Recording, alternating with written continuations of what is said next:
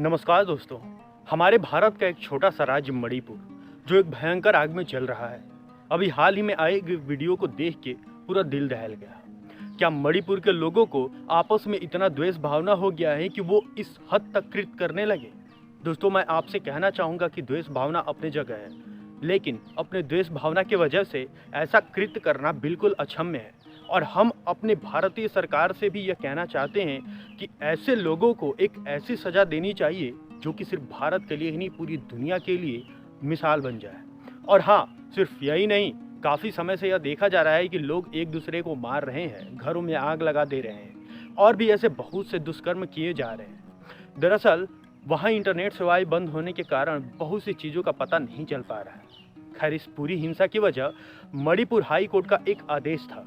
इस आदेश में high court ने सरकार को निर्देश दिया था कि वह 10 साल पुरानी सिफारिश को लागू करे, जिसमें गैर जनजाति मैतेई समुदाय को जनजाति में शामिल करने की बात कही गई थी। 3 मई को हाई कोर्ट के इस आदेश के बाद इम्फाल घाटी में स्थित मैतेई और पहाड़ी इलाकों में रहने वाले कुकी समुदाय के बीच हिंसा भड़क उठी।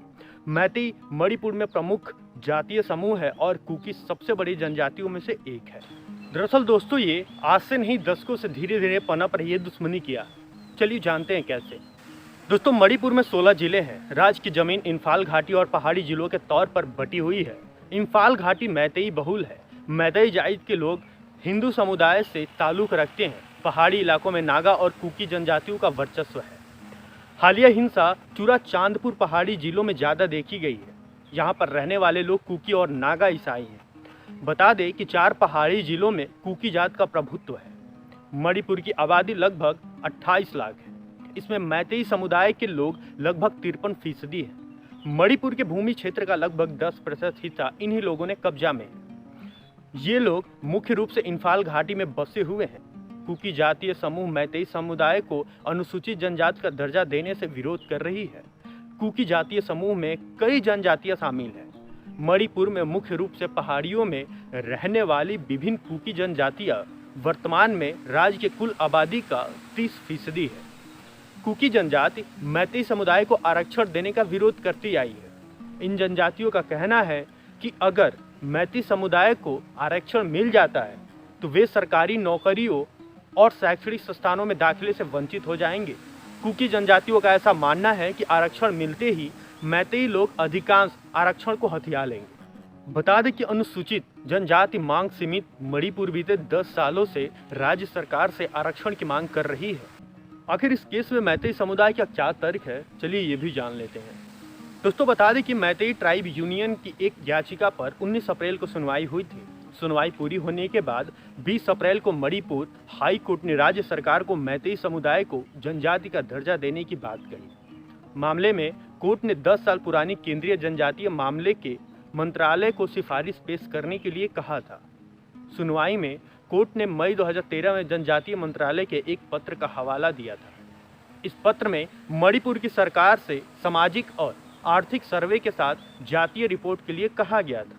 बता दें कि scheduled tribes demand committee of Manipur यानी STDSN 2012 से ही मैतेई समुदाय को जनजाति का दर्जा देने की मांग करता आया है।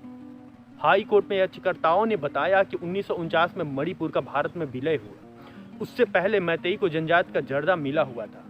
दलील ये थी कि मैतेई को जनजाति का दर्जा इस समुदाय, उसके पूर्वजों की जमीन, परंपरा, संस्कृति और भाषा की रक्षा के लिए जरूरी है।